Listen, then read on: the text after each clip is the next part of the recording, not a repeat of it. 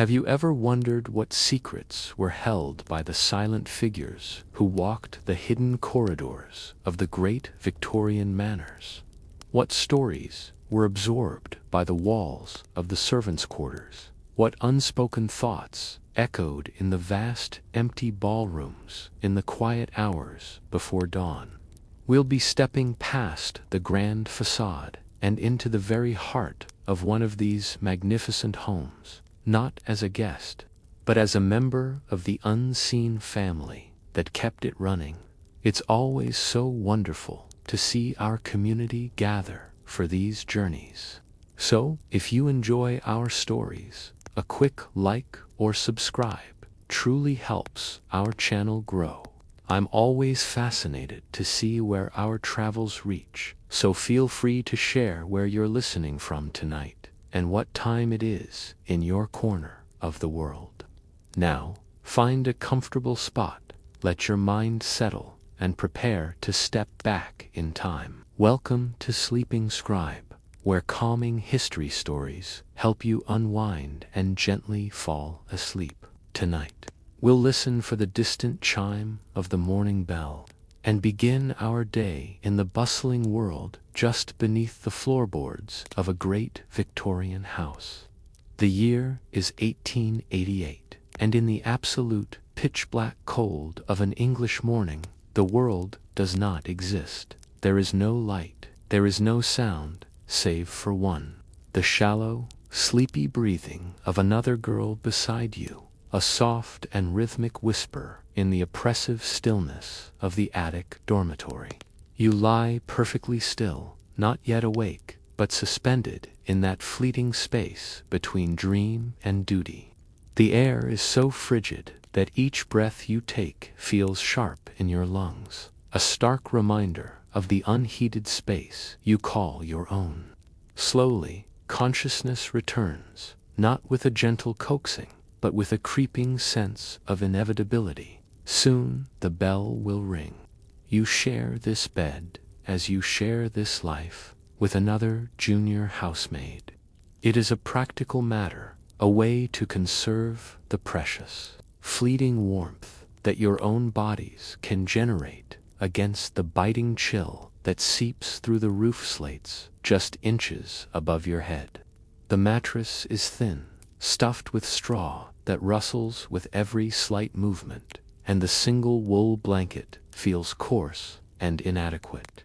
This is the world of the servants, the attic quarters for the female staff, a collection of cramped rooms tucked away at the very peak of the grand house, as far from the family's opulent living spaces as physically possible.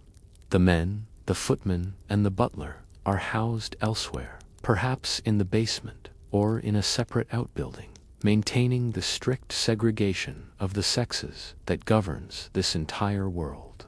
A faint gray light begins to filter through the small, single-paned window, outlining its frame against the darkness. It is not yet dawn. It is not even close, but it is the signal. Your internal clock, honed by months of rigid routine, knows it is moments before 5 o'clock. In the dead of winter, this awakening would come a full hour earlier, plunging you into an even deeper, more profound darkness. The thought alone is enough to make you shiver. A floorboard creaks somewhere in the corridor. A soft cough from a nearby bed. The house is stirring, but not the house the world sees. This is the unseen awakening, a secret resurrection that happens every single day. Your feet find the floor, and the shock of the cold, rough wood against your bare skin is immediate and absolute. It jolts the last vestiges of sleep from your mind. For a moment, you can see your own breath, a small, white cloud in the frigid air, a visible testament to the cold you must endure. There is no fire here, no comfort. Comfort is a luxury for those who live below. You move with a practiced quiet, a silence born of necessity. The housekeeper, a formidable woman whose approval is the sun around which your small world orbits would not tolerate any noise that might disturb the slumber of the family 3 floors below. A strict code of silence is enforced in these early hours. You and the other girls dress in near total darkness, your fingers accustomed to the familiar buttons and ties of your uniform. The fabric is stiff, a simple print dress of dark, durable cotton. It feels like armor against the day. It is provided by your employer, of course, but its value is carefully noted. Any damage, any careless tear or stubborn stain will be deducted from your wages, and what wages they are. As a junior housemaid, your entire year of relentless, back-breaking labor will earn you perhaps £14. It is a sum that feels both immense and impossibly small. A single shilling, docked for being 5 minutes late, is a significant loss. The fear of that fine is a more effective alarm clock than any bell. You join the other shadows, flitting towards the single washstand in the corner of the room. A large ceramic pitcher and basin are shared amongst all of you. The water within is icy, drawn from the pump the night before. You splash your face, the cold a second, brutal shock that brings you fully into the moment. The soap is a harsh, yellow block of lye, its scent clean but vaguely medicinal. It is the smell of servitude. This is the extent of your morning hygiene, a swift and functional ritual. There is no time for anything more. Dressed and as ready as you can be, you approach the door, but you do not turn toward the grand, sweeping staircase you sometimes glimpse through a doorway when cleaning. That is not for you. That is for the family. Your path is the back stairs, a narrow, steep, and winding passage hidden within the walls of the house itself. It is a vertical maze, dimly lit and purely functional, designed to keep you and your kind out of sight. As you begin your descent, you carry the thought of your first major task, the hot water. Soon, you will be hauling heavy brass ewers filled with steaming water, heated in the distant kitchen, all the way back up these stairs. You will carry them to the bedrooms of the family, placing them outside their doors so that they may wash with warm water when they finally choose to wake. It is a grueling, muscle-straining task, one of many that will fill your 17-hour day. But before that, there is another ritual. In some great houses, the day begins with mandatory prayers. The entire staff, from the regal butler down to the youngest scullery maid, would assemble in the main hall. The master of the house would read a passage from the Bible, a moment of enforced piety that reinforced the rigid hierarchy of this world. God, the master, and his servants, all in their proper place. Tonight, however, your first destination is the heart of the house, the source of all warmth, all food, all life. You are drawn by the faintest scent of coal smoke, a sign that someone else has woken even earlier than you. Following the winding stairs down into the very bowels of the house, you emerge from the narrow passage into a different world. You have arrived in the great kitchen, and it is a cavern. The ceiling is high, vaulted, and crisscrossed with heavy wooden beams from which hang an arsenal of gleaming copper pots and pans. The sheer number of them is staggering, a testament to the complexity and scale of the meals prepared here. The floor is made of large, gray stone flags, cool and slightly damp under the thin soles of your shoes, and against the far wall, dominating the entire space, is the range. It is not merely a stove, it is a colossal beast of black cast iron, a massive, intricate machine with multiple ovens, warming drawers, and a wide, flat top. It is the engine of the entire household, and at this early hour, it is already beginning to radiate an intense, life-giving heat. A young kitchen maid, her face smudged with soot, is on her knees before it. She is performing one of the first and filthiest tasks of the day, blackleading the range. With a stiff brush and a tin of graphite paste, she vigorously scrubs every inch of the ironwork. This daily ritual is not just for appearance. It prevents the formation of rust and keeps the expensive appliance in working order. The air is thick with the metallic smell of the polish and the faint, ever-present aroma of coal smoke. The cook is already here, a figure of immense authority in this downstairs world. She stands at a massive wooden butcher's block in the center of the room, her movements precise and economical. The rhythmic, percussive sound of her knife is the kitchen's first heartbeat. A steady chop, chop, chop as she works her way through a small mountain of vegetables. Her status is unique. In a large household like this, a skilled cook is highly respected and often earns a salary that surpasses even that of the butler. She is a queen in her own kingdom, and this kitchen is her throne room. The day's coal has to be brought in. A boy, perhaps no older than 12, hauls a heavy scuttle from a storeroom, his small frame straining under the weight. The range is insatiable. It will devour a massive amount of coal throughout the day to keep all its ovens and boilers functioning. One of those boilers is already beginning to hiss, heating the water that will be needed for cooking, for cleaning, and for the family's morning rituals. The very water you will soon be carrying up 3 flights of stairs. The scale of the operation is difficult to comprehend. Food is not bought for the day or the week, but in massive quantities. Tea arrives by the chest, and sugar comes in enormous, cone-shaped loaves called hundredweights, which must be broken down with special iron nippers. In the larder, you would see wheels of cheese, whole cured hams hanging from hooks, and sacks of flour stacked high.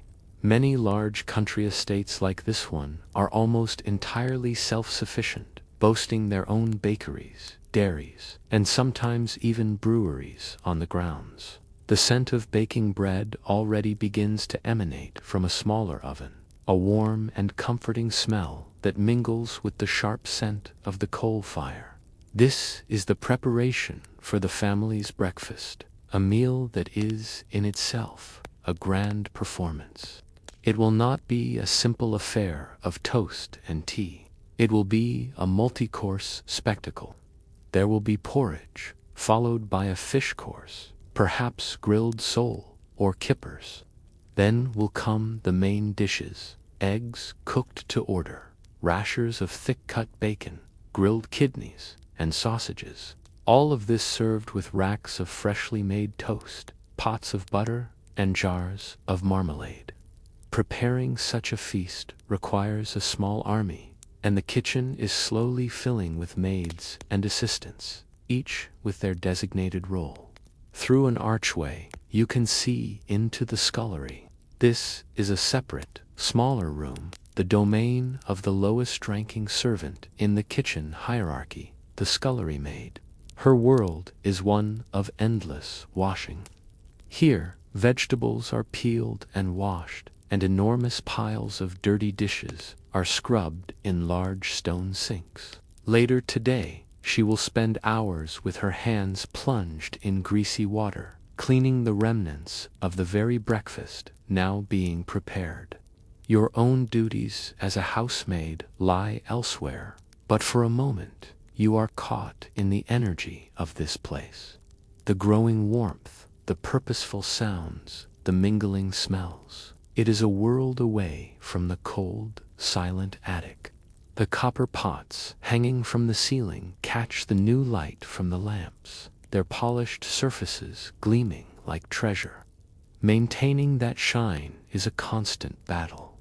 Each pot must be regularly and vigorously polished with a mixture of salt and vinegar, or sometimes lemon, to prevent the formation of verdigris, a toxic green film that could poison the food. It is another laborious, hidden task that ensures the seamless comfort of the family upstairs. As the first trays of food are being prepared, a different sound cuts through the busy hum of the kitchen. It is not the cook's knife or the crackle of the fire. It is a sharp, sudden, and demanding sound. It is a jingle. A bell has been rung. And just like that, the rhythm of the morning changes. Everyone freezes for a fraction of a second, their ears attuned to this new command. In the servants' hall, a large communal room where the staff takes their meals, there is a device on the wall that is the true nerve center of the house. It is the annunciator board. This ingenious and sometimes maddening invention is a wooden box with a glass front displaying a grid of small painted rectangles. Each rectangle bears the name of a room in the house: the drawing room, the library, the master bedroom, the blue guest room, and so on. Above this grid is a row of small brass bells. The board is connected by an intricate and complex system of wires and pulleys that snake their way through the walls, under the floorboards, and across the ceilings of the entire manor. When a family member pulls a tasseled cord in their room, it triggers a mechanism on the board. A bell jangles, and a small flap drops down over the corresponding room's name, revealing the source of the summons. An experienced servant does not even need to see the board. They know the house by sound. Each bell has a subtly different tone, a unique voice. A high, tinny ring might be the mistress's boudoir, while a deeper, more insistent clang could be the master's study. The servants learn to interpret this symphony of bells with Pavlovian precision. They can even discern the mood of the person ringing. A single, polite pull is a simple request, but a frantic, continuous jangling that signals an emergency, or worse, the extreme displeasure of an employer. That sound sends a jolt of pure anxiety through the entire staff. The responsibility for answering the bells is strictly delineated. A bell from the drawing room would be answered by a footman, his livery immaculate, his posture perfect. A summons from the mistress's bedroom is the exclusive domain of her personal lady's maid, who would know her employer's needs intimately. A valet would attend to his master, but a general call or a summons to a room without a dedicated servant often falls to a junior housemaid, to you. The board in this house is enormous, with over 50 indicators. It is a visual representation of the family's wealth and status. The more bells one had, the more servants one commanded, and the more important one appeared to the world. In these later years of the Victorian era, some modern homes were even being fitted with new electric bell systems. These were more reliable than the old wires and pulleys, which could stretch or snap, but the demand they placed on the staff was no less relentless. The bells are the true masters of the house. They dictate the flow of every minute of every day, creating a constant, simmering state of alert. The sound you just heard was the bell for the master's dressing room. It is your responsibility. You must respond instantly. There can be no hesitation. Ignoring a bell is one of the gravest sins a servant can commit, an act of insubordination that would almost certainly lead to instant dismissal. Your reputation in tatters. You are expected to move quickly, often running up several flights of the hidden back stairs, yet arrive at the destination without appearing flustered or out of breath. It is a difficult art to master. You feel a familiar knot of anxiety in your stomach. What will he want? Has a fire been laid improperly? Is there a smudge on a window pane you missed? The possibilities for error are endless. You hurry from the warmth of the kitchen back into the cooler corridors, the metallic smell of the polished brass on the annunciator board still lingering in your memory. You can almost feel the subtle vibration through the floorboards, the ghost of the bell pull that initiated this urgent journey. Your duty now takes you from the bustling, working heart of the house into the opulent, silent world of upstairs. A world you are tasked to maintain, but in which you will never, ever truly belong. This hidden world of service is so vast and complex, with countless roles we could yet explore. If there's another hidden world from history you'd love for us to journey through together, I'd be delighted to read your ideas in the comments below as we continue our story. You ascend the narrow back stairs once more, your footsteps soft and quick. You emerge into a hushed, carpeted hallway on the first floor. The contrast is immediate. Downstairs is noise, heat, and industry. Upstairs is silence, stillness, and gilded formality. The air smells different here, a mixture of beeswax, potpourri, and the faint, clean scent of the coal fires that have already been lit. You are now in the gilded cage. Your first task in any of the family's rooms, performed hours ago in the pre-dawn darkness, was to tend to the fireplace. In every single bedroom, dressing room, and sitting room, you had to perform the same ritual. First, you would open the heavy velvet curtains, allowing the first gray light to enter. Then, kneeling on the hearthrug, you would use a small shovel and brush to carefully collect the cold ashes and soot from the previous day's fire, ensuring not a single speck of dust escaped onto the expensive carpet. Then you would lay a new fire with meticulous precision, crumpled paper at the bottom, a lattice of dry kindling on top, and then carefully selected pieces of coal. It had to be ready to light with a single match. And then there were the slops. This was perhaps the most unpleasant duty of the morning. You had to collect the ceramic chamber pots from under each bed and the basins of used water from the washstands. These had to be carried discreetly and without spillage down the back stairs to a designated sluice room where they were emptied, scrubbed clean with carbolic soap, and returned. It was a constant, malodorous parade that underscored the reality of sanitation before the widespread adoption of indoor plumbing. Now, as you stand outside the master's dressing room, you take a deep breath and knock softly. A voice from within calls for you to enter.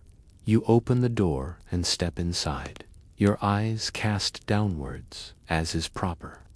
The room is a temple of masculine elegance. Dark, heavy mahogany furniture gleams with a deep, lustrous shine, a shine you yourself created with hours of rubbing with a mixture of beeswax and turpentine. The sharp, pleasant scent of the polish still hangs in the air.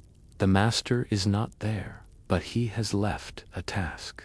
A silver grooming set on his dressing table is slightly tarnished. He wants it polished. Immediately, you retrieve the items and your cleaning kit.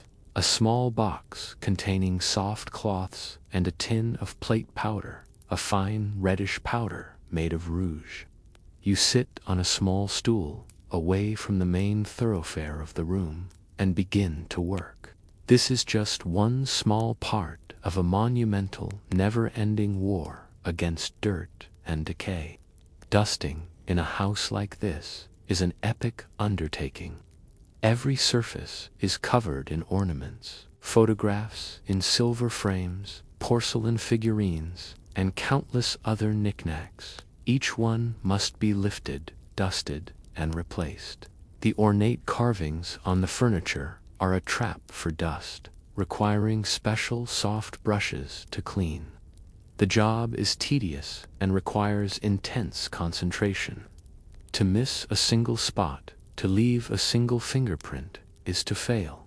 The sound of your soft cloth rubbing rhythmically against the silver is a low, humming counterpoint to the silence of the room. Through the grand window, you can see the first true shafts of sunlight piercing the morning mist. They illuminate the air, and for a moment you can see millions of tiny dust motes dancing in the golden beams. They are your eternal enemy. To combat them on the carpets, you would have used dampened tea leaves, scattering them across the floor before sweeping. The moisture would weigh down the dust, preventing it from rising into the air. A clever technique from an era before vacuum cleaners. For the more valuable Oriental rugs, the process was far more strenuous. They had to be hauled outside, hung over a sturdy line, and beaten mercilessly with a rattan carpet beater until no more dust would emerge. Window cleaning was another constant and often dangerous task. It fell to the male servants, the footmen, who had to climb ladders or, more terrifyingly, sit on the outside ledges of high windows, held in place only by a leather strap to polish the glass to a perfect, streak-free shine. They did this year-round, in all weather. As a housemaid, you have a prescribed order for cleaning any room, a method drilled into you by the housekeeper. You work from top to bottom, from the cornices of the ceiling down to the skirting boards of the floor, and you always work towards the door. This ensures nothing is missed, that dust is not flicked onto a surface you have already cleaned. You are trained to be a ghost, a phantom of efficiency. You clean the rooms only when the family is absent, erasing any sign of their presence, a stray newspaper, an empty glass hand, then disappearing before they return. The goal is to create an illusion of effortless perfection, that the house simply maintains itself in a constant state of grace. But you know the truth. You know the weight of the coal scuttles, the grit of the ashes under your fingernails, the ache in your back from polishing floors on your hands and knees. You are the invisible machinery that makes the illusion possible. You finish polishing the silver set, its surface now gleaming so brightly it reflects a distorted image of your own face, clad in your simple uniform. You place it back on the dressing table, exactly as you found it. The house is now fully awake. The aromas of coffee and frying bacon are beginning to drift up from the kitchen. The family will soon descend for breakfast. A new phase of the day is beginning, one that will be governed by a different set of intricate rules and rituals. Your frantic morning preparations are complete. The stage is set. The house is gleaming, quiet and ready. And you, its unseen architect, melt back into the shadows of the corridors, awaiting the summons of the next bell. The morning's frantic energy has subsided. The house, having been woken, cleaned, and stoked, now settles into the steady, measured rhythm of the day. The frantic, unseen labor of the dawn has given way to a new kind of work, a performance that is no less demanding for its silence and grace. After the family's breakfast has been served and cleared, and 1,000 small tasks have been completed, the household begins to prepare for the midday meal luncheon.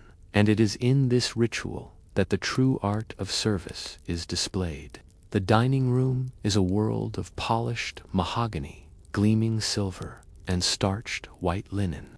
The air is still, heavy with the scent of beeswax and the faint floral aroma from a large vase of freshly cut flowers.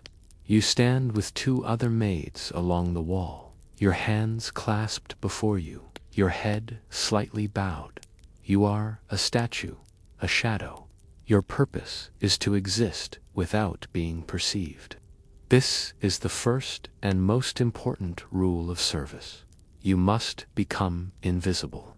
Your eyes are trained on the floor, on a specific knot in the pattern of the Turkish carpet, never meeting the gaze of the family seated at the long, elegant table.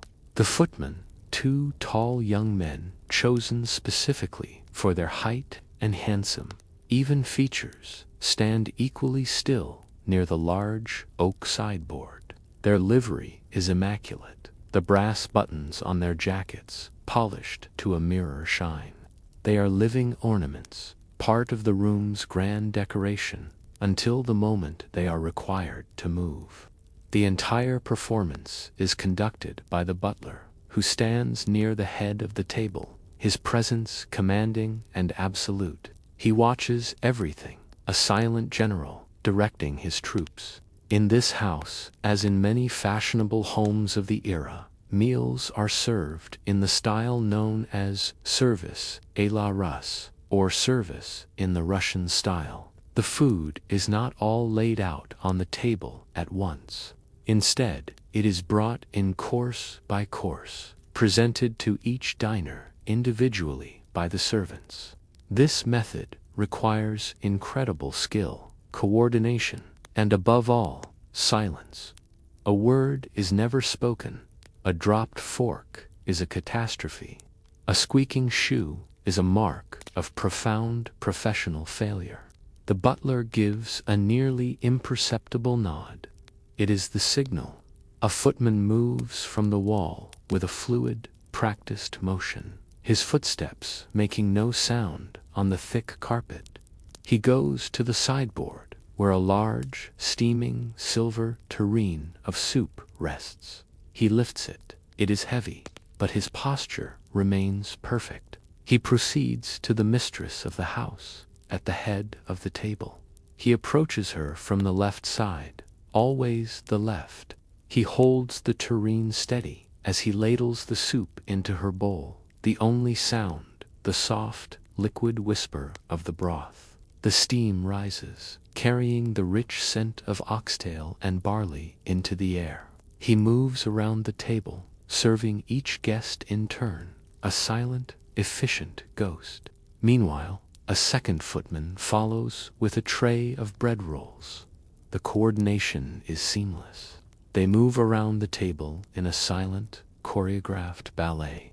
You watch from your position against the wall, every muscle tense. You are on edge, a state of constant low-level anxiety that is the servant's constant companion. You are listening for the almost inaudible clink of silverware against china that signals a diner has finished. You are watching for the slightest gesture, a glance towards a water glass, an empty side plate. You must anticipate every need before it is expressed. The butler gives another minute signal. Perhaps it is a slight twitch of his finger, or a subtle inclination of his head. This is the silent language of service, a system of gestures developed to allow the staff to communicate without disturbing the family's conversation. The first footman understands. He begins to clear the soup bowls. He approaches each guest from the right side, always the right. He lifts the empty bowl without a sound and carries it away.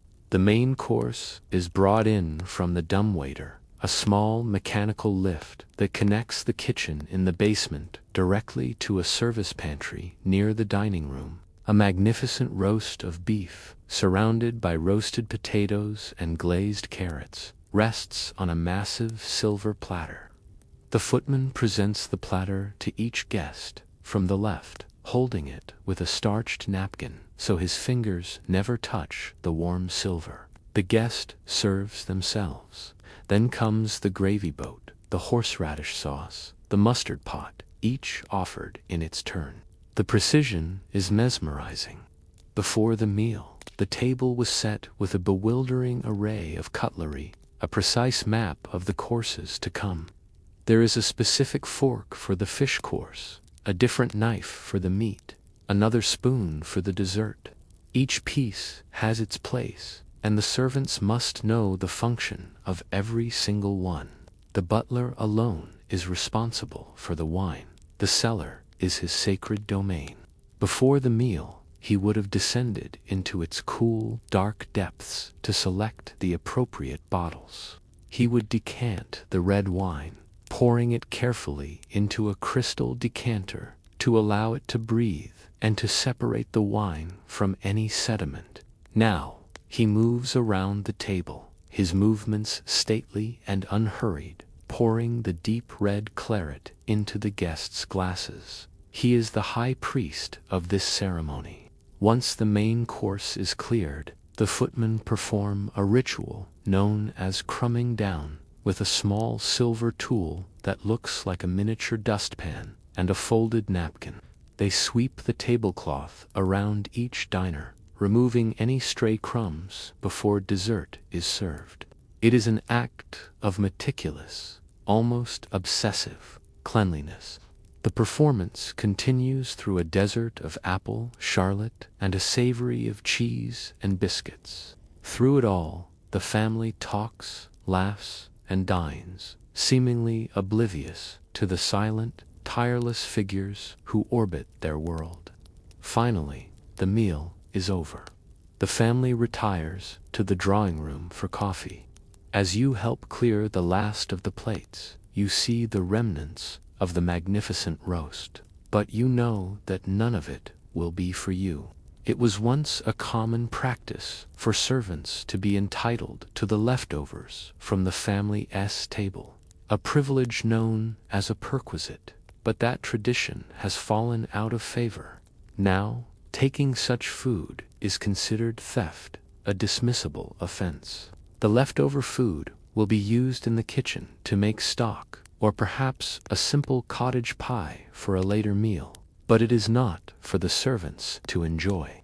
As the butler is the last to leave the room, he does not simply turn and walk out. He takes 3 steps backward, bows slightly, and then turns to exit, ensuring he never presents his back to the empty chairs where the family once sat. It is the final note in a symphony of deference.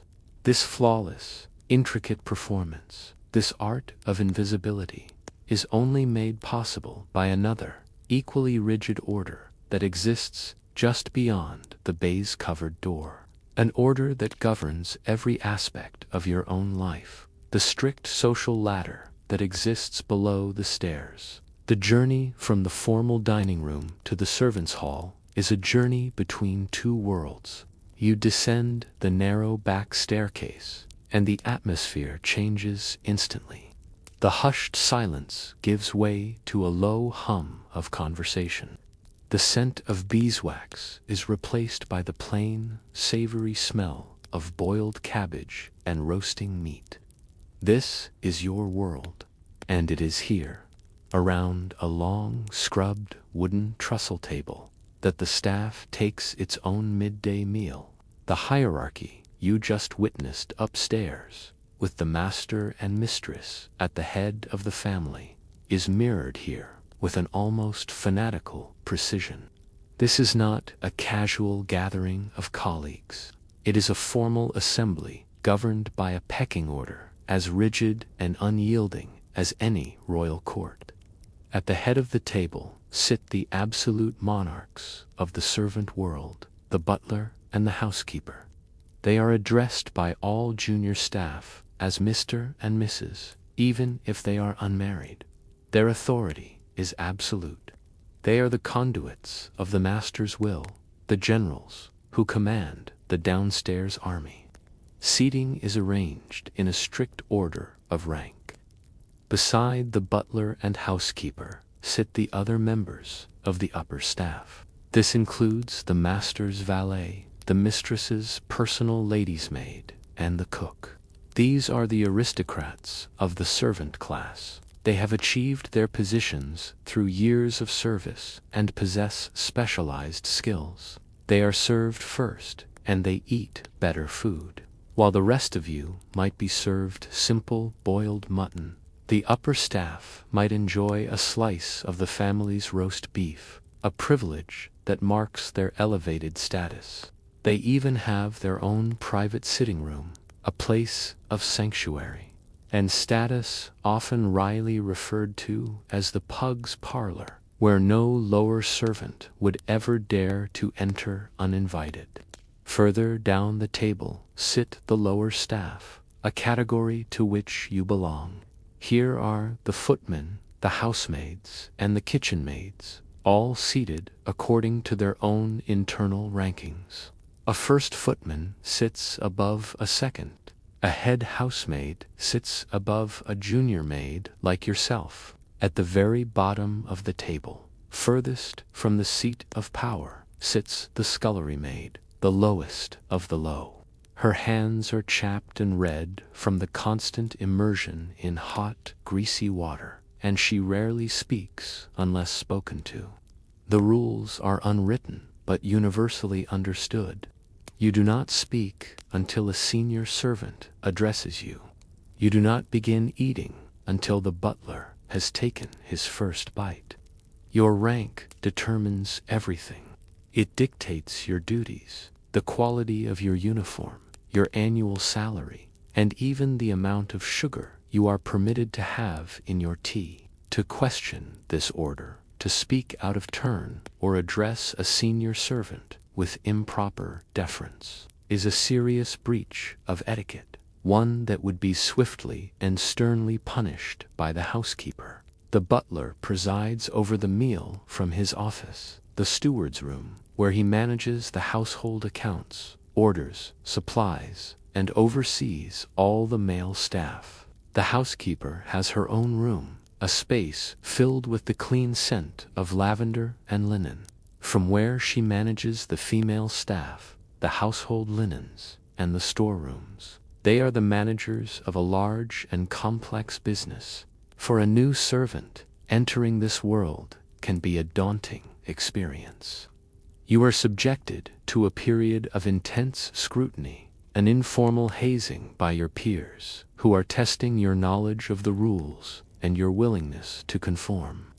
You learn quickly to watch, to listen, and to emulate. You learn by observing the subtle glances and expressions exchanged across the table, a silent language that communicates volumes without a single word being spoken. You see the slight frown on the housekeeper's face when a maid is slow to clear the plates and understand it as a serious reprimand. You see the brief, approving nod the butler gives to a footman and recognize it as high praise. Romance between servants is a complicated and dangerous affair. It is heavily frowned upon, especially if it crosses the rigid boundaries of rank, or worse, involves a male and female servant. Such liaisons are seen as a threat to the discipline and moral order of the house, and if discovered, they almost always lead to the instant dismissal of one or both parties. And yet, for all its unforgiving rigidity, this hierarchy is not without its purpose. It provides a clear structure, a sense of order in a world of constant, demanding work. And for an ambitious servant, it offers a clear path for promotion. A scullery maid dreams of becoming a kitchen maid. A kitchen maid hopes to one day become a cook. A junior footman works tirelessly in the hopes of one day becoming a valet, or even a butler himself. Your own dream is to rise through the ranks from junior housemaid to head housemaid, and perhaps one day to the revered position of housekeeper. It is a long and difficult path, but it is a path that exists. The social ladder, though steep, can be climbed. Of all the intricate rules and unspoken languages we've uncovered in the life of the house, which one do you find the most surprising? It's truly another world, just beneath the surface of our own. In this world of strict rules and silent obedience, communication must often take on subtle, indirect forms. It becomes a language, not of words, but of objects. Simple, everyday things, when placed or handled in a specific way, can carry profound and complex meanings, allowing the household to run with the silent, intricate precision of a well-oiled machine. After luncheon, the footman's duty is to attend the front door, for this is the time for calling. In the complex social rituals of the Victorian upper class, one does not simply visit a friend. One leaves a calling card, a small piece of cardstock bearing one's name. The footman receives these cards on a heavy silver salver, a tray designated solely for this purpose. He never touches the cards with his bare hands. The cards themselves are a code. If the visitor turned down the top right corner, it signified a visit of congratulations. The top left corner meant a visit of condolence. The way the cards were arranged on the salver, when the butler presented them to the mistress of the house, told its own story. The butler, knowing his mistress's social preferences, would place the cards of the most important visitors on top. The mistress would then decide who she was at home to, and for whom she was not at home, a polite fiction that the footman would then be dispatched to deliver. This silent language extends into the most intimate spaces of the house. In the evening, your duties will include turning down the beds in the family's bedrooms. This is not simply a matter of folding back a blanket. It is a ritual. The crisp, clean scent of freshly laundered linen fills the air as you pull back the heavy counterpane and fold the sheets into a precise triangle. In winter, you would first use a warming pan, a long-handled brass container filled with hot embers from a fire, to warm the cold sheets, ensuring the bed was comfortable. You might be instructed to lay out a specific nightgown for the mistress, a silent communication of her evening plans. Even the dining table speaks this language. The way a guest's napkin is folded after a meal can send a signal. If it is crisply and intricately folded and placed back on the table, it might indicate that the guest is not expected to return for the next meal.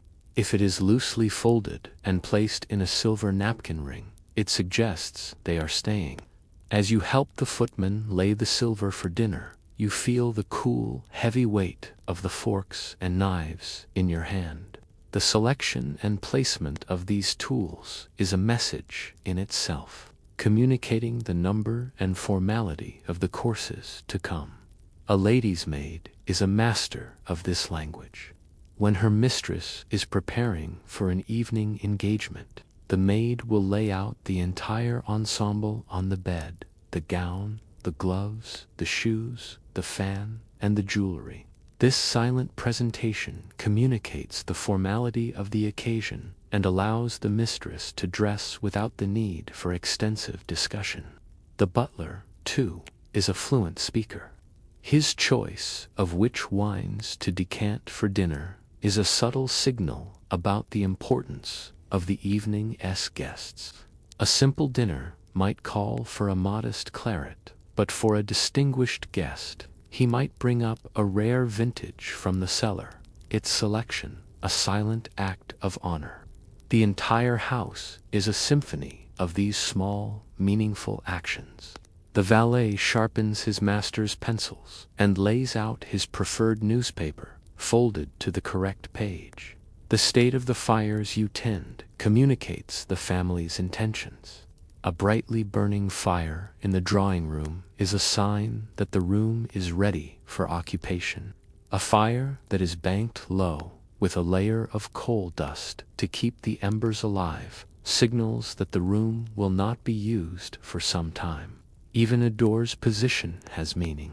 A firmly closed bedroom door means do not disturb under any circumstances, but a door left slightly ajar might be a subtle invitation for a servant to enter and quietly perform a task, like collecting a dress for pressing or delivering a note.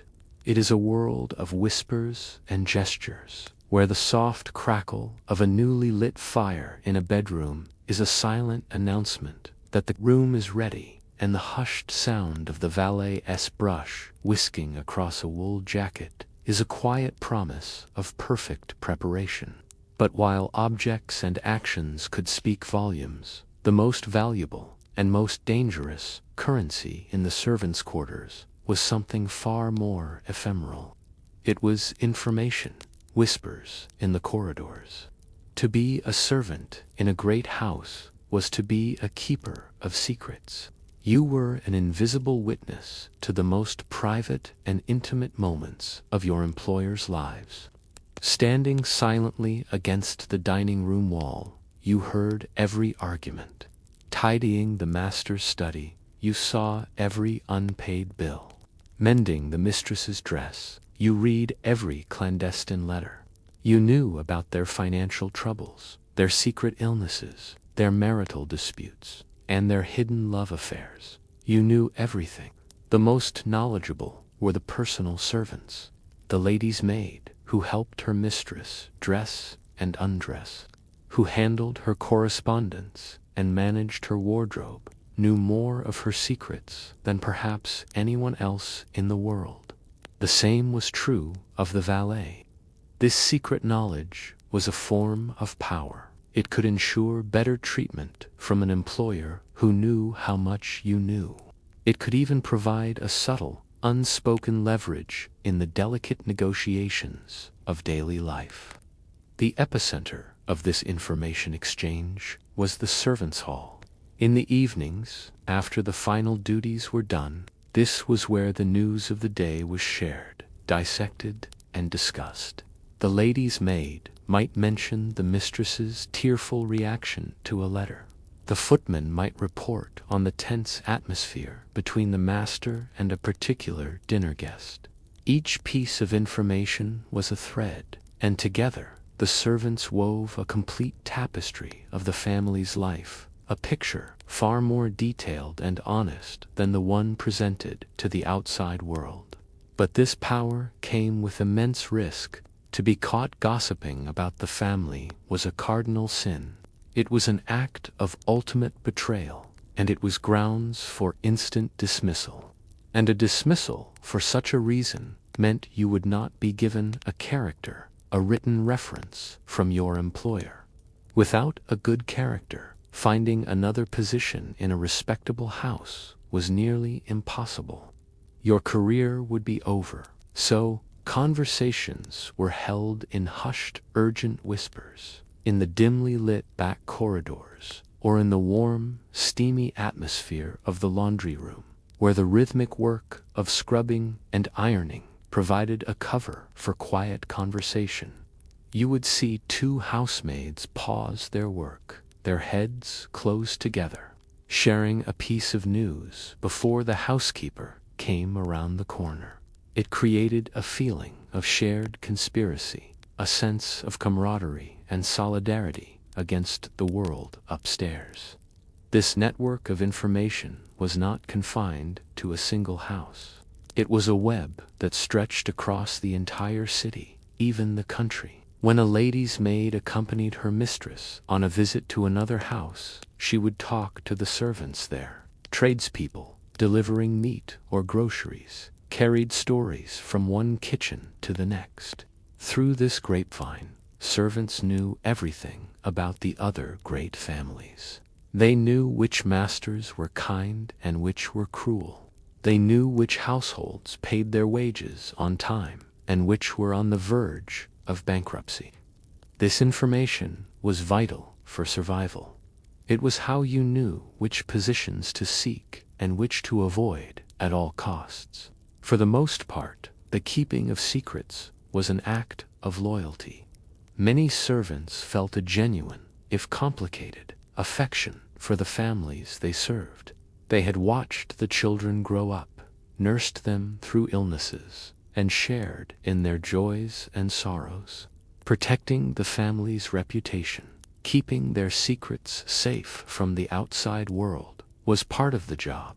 It was a sacred trust, but it was a trust that placed you, the silent witness, in a position of quiet, hidden power, forever navigating the delicate balance between loyalty and knowledge. in the whispering heart of the great house. As the afternoon light begins to fade, this frantic pace gives way to the calmer, more intimate rituals of the evening, and a different kind of work begins. The day, which began in the frantic, frigid darkness of a 5 o'clock morning, is now drawing its final, gentle breaths. The great house exhales. The urgent symphony of bells has fallen silent, replaced by the soft, muffled sounds of a world winding down. Dinner, with its own elaborate rituals of service, is over. The family has retired to the drawing room, their low conversation a distant murmur, a sound that no longer demands a response. For the servants, the day is not yet done, but the nature of the work has changed. The frantic performance is over. Now begins the quiet, methodical task of putting the house to sleep. Your journey takes you upwards again, climbing the back stairs towards the family's bedrooms. The air in the upper corridors is warm and still, lit by the soft, golden glow of gaslights. The small fishtail flames hiss gently from their brass fittings, casting a flickering light on the flocked wallpaper and the polished wood of the furniture. It is a beautiful, peaceful light, a world away from the harsh utilitarian lamps of the servants' quarters. It softens every line, deepens every shadow, and fills the silent spaces with a sense of calm. Your task, along with the other housemaids, is to prepare the bedrooms for the night. You enter the mistress's room, a space of silk and lace, and move with a quiet efficiency that is second nature. First, you go to the windows. The heavy velvet curtains, which you drew open some 16 hours ago, must now be closed. The sound they make as you pull the thick cord is a soft, heavy whisper, a sound that muffles the last echoes of the outside world and cocoons the room in a profound quiet. The world outside, with its carriages and distant city sounds, is now banished. The room has become a sanctuary. Next, you turn to the fireplace. The fire that has been burning steadily all day has dwindled to a gentle glow. You carefully add more coal from the scuttle, building it up so that it will burn slowly and consistently through the night, keeping the chill at bay. The gentle crackling of the fresh coals catching fire is a comforting domestic sound, a soft and steady heartbeat in the quiet room. You place a brass fire guard in front of the hearth, a final barrier of safety. At the bedside table, you perform a small, nightly ritual. You place a fresh glass and a matching carafe filled with cool water, in case the mistress should wake with a thirst in the night. In the winter months, this would be a steaming can of hot water, a simple comfort against the cold. The bed has already been turned down, the heavy counterpane folded away, the crisp linen sheets turned back in a perfect triangle. All is ready. In the adjoining dressing room, the lady's maid is attending to the mistress. Her work is far more personal, a delicate and intimate service. She helps her mistress out of the restrictive corset and the heavy, elaborate evening gown she wore for dinner. She unpins the intricate hairstyle, letting the long hair cascade down her mistress's back. For the next half hour, she will gently and rhythmically brush her mistress's hair, a soothing, repetitive motion that is both a part of the beauty regimen and a quiet, calming ritual to end the day. Finally, she will help her into a comfortable dressing gown of soft wool or silk, and the mistress will be ready for her rest. A similar scene unfolds in the master's quarters. The valet assists his master, taking the formal evening suit that was worn for just a few hours. The suit will not be simply hung away.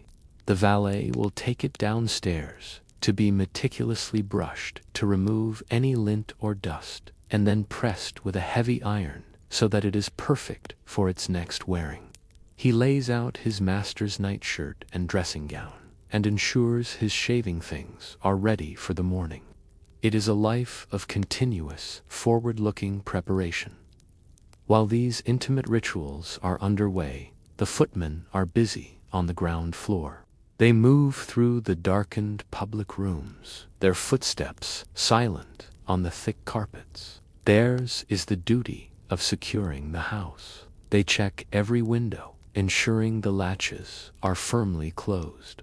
They move to the heavy front and back doors, shooting the thick iron bolts into place.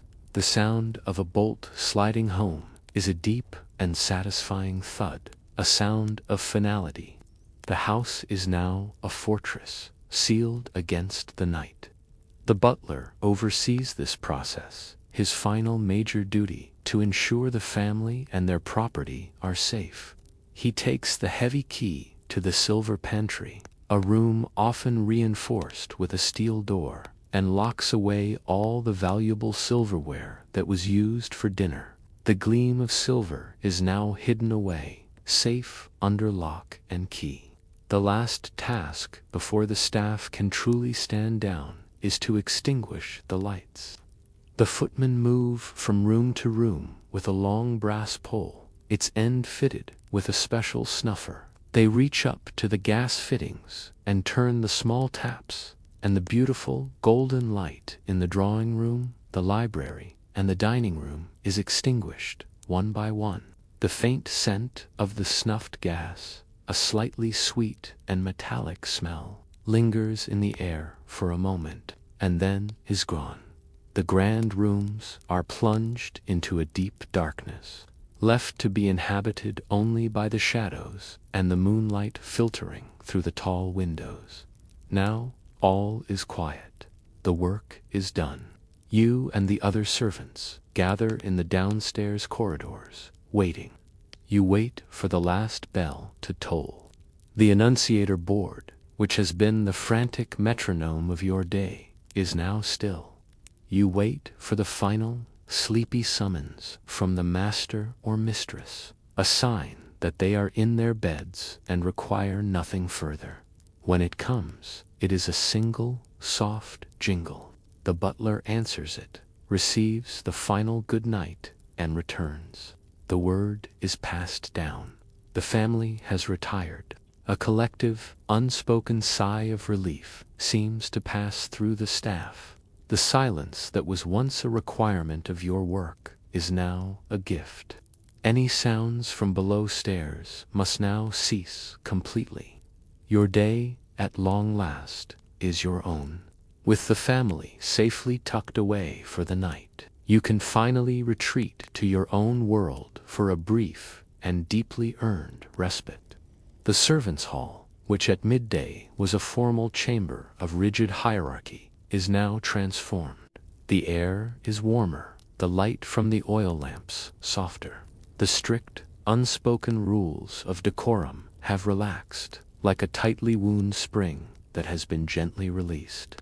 The staff gathers around the long wooden table for their own simple supper, the main social event of their long and structured day.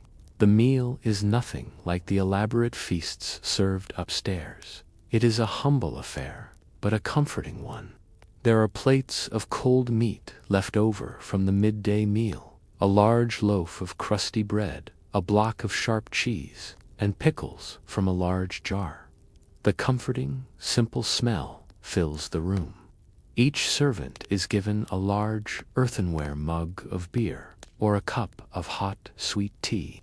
The clatter of the simple mugs on the bare wood of the table is a friendly, casual sound.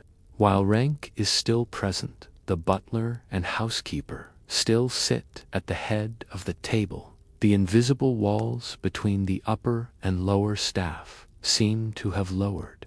Conversation is now permitted, and it flows in a low, gentle murmur. The tired faces you see around you, which have been masks of professional neutrality all day, are now softened by the warm lamplight. You see a smile on the face of the second footman as he shares a joke with one of the kitchen maids. You hear the housekeeper asking a young maid about a letter she received. This is the only real chance for connection, for the forging of the bonds that make this difficult life bearable. Here, you are not just a housemaid or a footman. You are part of a community, a surrogate family, bound by shared work and shared experience. The butler, having procured a day-old newspaper, might read aloud the headlines, sharing news of the world beyond the estate walls. He reads of politics in London, of news from the Empire, and the staff listens quietly, absorbing these small glimpses of a life outside their own. This is also the time for the sharing of their own news, the vital gossip that is the lifeblood of their community. It is spoken of in hushed tones, of course, but here, in the safety of their own hall, they discuss the day's events. They talk of the master's foul mood, or the mistress's beautiful new gown. They share news heard from a visiting tradesman about another household, a story of a servant who was dismissed, or another who received a promotion. After the simple meal is cleared away, a quiet industry settles over the room. For the female servants, this is the time for personal chores.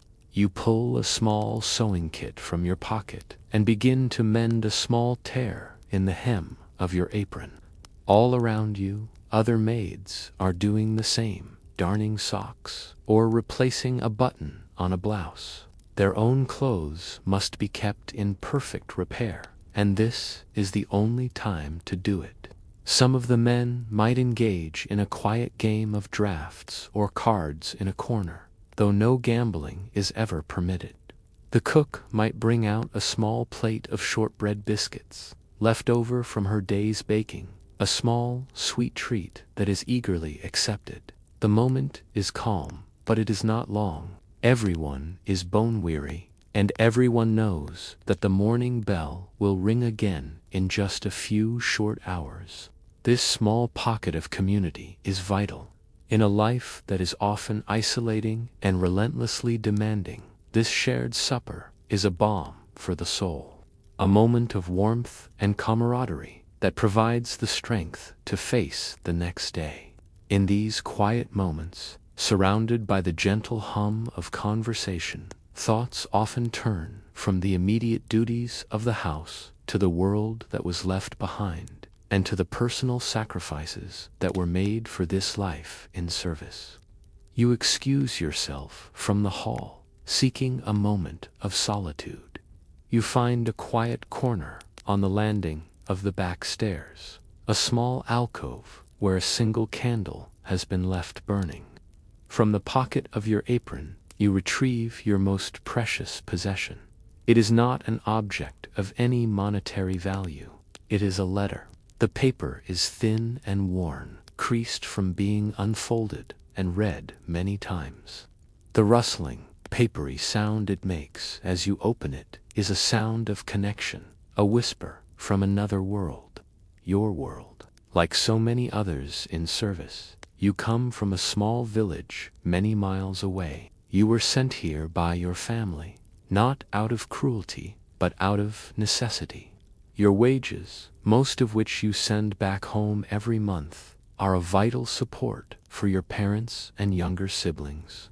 It is one less mouth to feed at their table, and a source of income they desperately need. This was the reality for thousands of young men and women. Service was seen as a respectable and secure path, a far better option than the dangerous, grueling work in a factory or the back-breaking, uncertain life of a farm laborer. But it comes at a cost. Your contact with your family is limited to these precious, infrequent letters and a rare day off, perhaps once a month if you are fortunate. More common is a half-day on a Sunday, just enough time to attend church and perhaps take a short walk, but not enough to journey home. So you live your life through these pages of ink. The sight of your mother's familiar, spidery handwriting under the soft, flickering light of the candle makes a lump form in your throat. Not everyone here can read or write. You often see one of the older servants helping a younger one, their heads bent together as one reads a letter aloud for the other, or carefully helps them form the words for a reply. The letter is filled with the simple news of your village. Your father has repaired the roof of the cottage. Your younger sister is doing well at the village school. The harvest was good this year.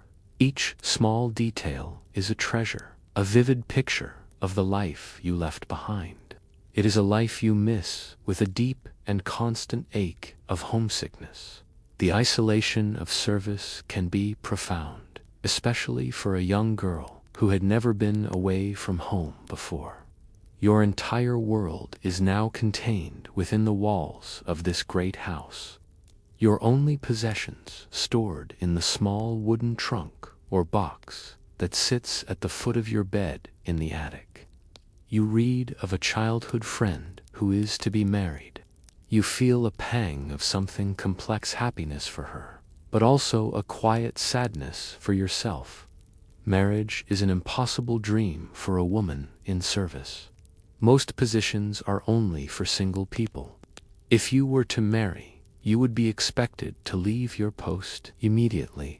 Your life is in a state of suspended animation, your own dreams held in reserve while you serve the dreams of others. You carefully fold the letter, the faint, distant smell of ink on the paper, a final, lingering connection to your home. You place it back in your pocket, a tangible piece of your past, a reminder of who you are beyond the starched apron and the deferential curtsy. There is nothing left to do now. The long day has been wrung dry of all its duties and all its moments. All that remains is the final, weary climb up the many stairs, back to the cold attic at the very top of the sleeping house. The final ascent is slow, your legs heavy with the accumulated fatigue of the day. You climb past the silent family floors, past the other servants' quarters, up the last narrow flight of stairs to your own small dormitory. The air grows colder with each step. You push open the simple wooden door and step inside. The room is just as you left it in the darkness of the early morning, stark and bare. But now, through the small window, the moonlight streams in, painting a silver rectangle on the rough wooden floor. You move to the window, the cold night air seeping through the glass and cooling your warm face. From here, from the very top of the house, you have a unique perspective. You can see the vast, dark expanse of the estate grounds, the manicured lawns and sculpted gardens, all sleeping under the moonlight. It is a view the family, in their opulent rooms below, will never see. It is a secret, silent beauty that belongs only to you. The silence is absolute. It is a profound, deep silence that feels as if you could reach out and touch it. The great house, which all day was a creature of constant noise and activity, is finally still. The only sound is the occasional gentle creak of a floorboard as the old house settles for the night. You are too exhausted to do anything but prepare for sleep. You change out of your stiff uniform and into a simple cotton nightdress. The feeling of the soft, worn fabric, a small comfort against your tired skin. You slip into your narrow bed. The mattress is thin, but your body is so weary that it feels like the softest feather bed in the world. The feeling of your tired muscles finally relaxing into the mattress is one of pure relief. You pull the heavy, coarse wool blanket up to your chin, its weight a comforting pressure. Though the room is cold, there is a small warmth from the other girls already asleep in their beds. Their slow, rhythmic breathing is a final, calming human connection in the darkness. a lullaby of shared exhaustion. You say a simple, silent prayer, a habit from childhood, a final closing of the day's accounts. The relentless cycle will begin again in just a few short hours. The bell will ring, and the house will demand to be woken once more. But for now, there is this, a fleeting moment of peace, a simple, profound stillness. And so, as our young housemaid drifts into a well-learned sleep, the great house finally rests, breathing quietly in the moonlight. We've walked the hidden corridors and felt the pulse of the life that powered it all. A day filled with frantic work and quiet dignity. I hope this journey into the past has been a peaceful one for you. Let me know in the comments what part of her day you found most captivating. For now, let the silence of the manor settle around you as we drift deeper into the story of this forgotten world. As our day within the great house draws to a gentle close, our focus begins to soften. We drift away from the specific moments, the ticking clocks, and the immediate tasks, allowing our perspective to widen, like a camera pulling back from a single window to view the entire magnificent structure. We now turn our thoughts to the grand design of the world we have just visited. This is the architecture of service, the unseen framework that gave the Victorian household its shape, its strength, and its soul. It was a complex system of roles and rules, of hierarchies and career paths, all humming in a quiet, coordinated rhythm.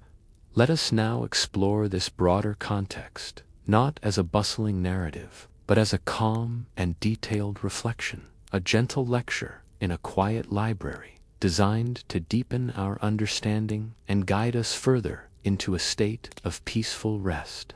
We begin with the figure who stood as a prince among the servants, a man of immense authority and quiet dignity. He was the butler, a title that speaks of tradition, trust, and ultimate responsibility. In the grand theater of the household, he was the consummate stage manager, ensuring every performance was flawless. The butler was the highest-ranking male servant, a position of unparalleled status below stairs. His authority stemmed from the immense trust placed in him by the master of the house, for he was the guardian of the home's most valuable portable property. This was a dual responsibility, encompassing both the glittering silver and the treasured wine. The silver collection was not merely a set of utensils. It was a statement of wealth, a tangible representation of the family's lineage and social standing. Intricate epergnes, heavy platters, and rows of perfectly polished cutlery were brought out for display at every formal dinner, each piece a testament to the family's power. The butler was charged with its security, its maintenance, and its inventory. He alone knew the precise location of every fork, every spoon, every silver salver, keeping it all under lock and key in his pantry. Its care was a daily ritual, a meticulous process of cleaning and polishing that fell under his direct supervision. Then there was the wine. The wine cellar was the butler's exclusive and sacred domain. It was a cool, subterranean world, filled with the deep, earthy smell of damp stone and aging vintages. Here, countless dusty bottles rested quietly in their wooden racks, each one a promise of a future celebration or a quiet evening's enjoyment. The butler held the only key to this space. He was not just a gatekeeper, but a connoisseur, responsible for advising the master on purchases, for carefully cataloging the stock, and for ensuring each bottle was stored in the optimal conditions to mature perfectly. His knowledge had to be vast, covering regions, vintages, and the subtle art of pairing wine with food. This role as keeper of the cellar gives us a clue to the very origins of his title. The word butler comes to us from the old French term boutelier, which translates simply as the bottle bearer. This ancient root reminds us that his position was, from its very beginning, centered around the service of drink. Over centuries, this simple duty evolved into the complex managerial role of the Victorian era, yet the wine remained his fundamental responsibility. To see the butler at work in his pantry was to witness a master craftsman. The pantry was his office, his sanctuary, and his workshop. It was here that he would decant the wine for dinner, a task performed with the steady hand of a surgeon. You can almost hear the quiet, satisfying glug of the deep red liquid as it is carefully poured from the bottle into a sparkling crystal decanter, a process designed to separate the wine from its sediment and allow it to breathe. And it was here, amidst the tools of his trade, that the silver was polished to a brilliant shine. The gentle, repetitive sound of a soft cloth buffing a silver plate was a constant, soothing rhythm in the life of the house. The feeling of the heavy, polished silver, cool and substantial in his hands as he meticulously arranged it on a tray, was a tangible connection to the wealth and stability of the family he served. Yet, his duties extended far beyond material goods. The butler was a manager of men. He oversaw all the junior male staff, particularly the footmen. He was their trainer, their disciplinarian, and their mentor. He would inspect them each day, ensuring their liveries were immaculate, their hair was properly powdered, and their posture was erect. He taught them the intricate art of silent and efficient service, the proper way to serve at table, and the importance of being invisible until the precise moment they were needed. His standards were exacting because the performance of his footmen was a direct reflection of his own management. This managerial role meant the butler did not wear the same ornate uniform or livery as the men under his command. Instead, he was distinguished by his subtlety. He wore a simple, dignified dark suit, much like a gentleman or a professional man of business. This deliberate choice of attire set him apart, elevating his status. He was not there for show. He was there to direct the show. When standing in the hall to receive guests, he could almost be mistaken for a member of the family. His quiet authority and sober dress projecting an image of stability and supreme competence. He was also the public face of the household's dignity. When guests arrived, it was the butler who would open the grand front door. It was his calm, resonant voice that would announce their names as they entered the drawing room. At dinner time, he would make the formal announcement that dinner was served, a signal for the elaborate procession from the drawing room to the dining room to begin. Often, he would also take on the ceremonial role of carving the main roast at the sideboard, a task requiring great skill and a certain theatrical flair. With long, sharp knives, he would expertly portion the joint of beef or the roasted bird, each slice perfectly even, serving them onto hot plates for the footmen to distribute. To succeed in this demanding role, a good butler had to possess a unique combination of qualities. He needed to be an excellent manager of both people and resources, able to keep meticulous accounts and manage the household's budget for wine and other provisions. He had to be impeccably discreet, privy to the family's conversations and secrets, yet never betraying a confidence. He was the soul of discretion. Furthermore, he needed to be a skilled diplomat, capable of smoothing over any social awkwardness, calming disputes among his staff, and tactfully handling a guest who may have had a little too much of the fine wine he himself had served. Because of this, the butler was one of the very few servants who had regular, direct, and meaningful conversation with the master of the house. They might meet each morning in the master's study to discuss the plans for the day, to select the wines for the evening's meal, or to review the household accounts. This was a relationship often built on years, even decades, of mutual respect and trust. The master relied on the butler not just to run his household, but to maintain the standards and the very character of his home. Such a position was not attained overnight. It was the pinnacle of a long and dedicated career. Many butlers began their journey in service as a hall boy, the lowest of the male servants. From there, they would work their way up through the ranks, perhaps to junior footmen, and then, if they showed the right aptitude and dedication, they might be promoted to under-butler or valet. Finally, after decades of loyal service and learning every nuance of household management, they might achieve the ultimate prize, the role of butler. It was a life's work, a testament to ambition, patience, and an unwavering commitment to the art of service. His authority over the male staff was perfectly mirrored by his female counterpart, who ruled the domestic sphere with equal gravitas. And so, we turn from the butler's pantry to the housekeeper's sitting room, the domain of the queen of all domestic affairs. The housekeeper was the senior female servant, a figure of immense authority and respect.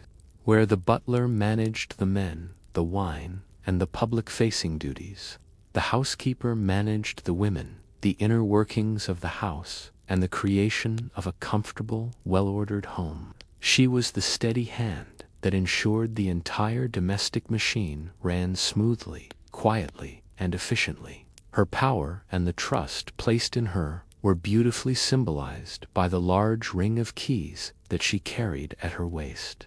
The gentle jingle of these keys was her signature sound as she moved through the house on her daily rounds. Each key opened a different door, a different storeroom, a different part of her vast domain. There was a key for the linen press, for the china closets, for the storerooms filled with sugar, tea, and spices, and for the still room. This heavy, ornate iron ring was a constant, tangible reminder of her responsibilities. It signified that the mistress of the house had entrusted her with the care and security of nearly all its domestic contents. The housekeeper managed all the female staff, a hierarchy that stretched from the esteemed lady's maid all the way down to the humble scullery maid. She was responsible for hiring them, training them, and supervising their work. She ensured the housemaids kept every room dust-free and perfectly tidy, that the laundry maids washed and ironed the clothes to perfection, and that the kitchen maids assisted the cook without error. Her standards were incredibly high, and her eye for detail missed nothing. But her role went far beyond simple supervision. The housekeeper was also seen as the moral compass of the servants' hall. She was responsible for the moral conduct and well-being of the young women under her charge, many of whom were just girls who had left their families for the first time. She was a mother figure, a guardian who protected them, guided them, and disciplined them when necessary. Her sitting room was often a place of both authority and comfort, where a young maid might be called for a stern lecture, or for a quiet word of encouragement and a cup of tea. It was here she would conduct interviews with prospective staff, manage her extensive accounts, and plan the daily work of the household. One of the most important and specialized parts of her domain was the still room. This was a quiet, often warm and fragrant space that was part laboratory, part bakery, and part pharmacy. Here, the housekeeper practiced the traditional arts of domestic management. She would distill her own aromatic waters from roses and lavender, used to scent linen and freshen the air. She would spend long, peaceful hours making preserves, jams, and jellies from the fruit grown in the estate's gardens, the gentle, bubbling sound of fruit simmering in a large copper pan filling the room. She would also bake delicate cakes and biscuits for the family's afternoon tea. Moreover, the still room was the household's pharmacy. The housekeeper was expected to have a deep knowledge of herbal remedies and the preparation of medicines for common ailments. She would create salves, tonics, and potions to treat everything from a common cold to a minor injury, caring for the health of both the family and the staff. In an age before widespread access to professional doctors, her skills were invaluable.